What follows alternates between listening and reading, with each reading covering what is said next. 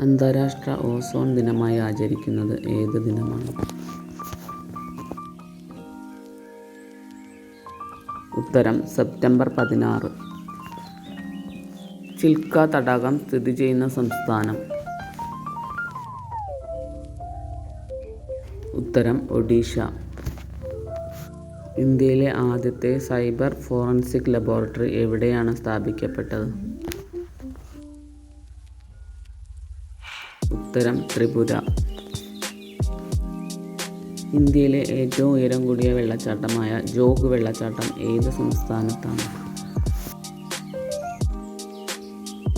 ഉത്തരം കർണാടക.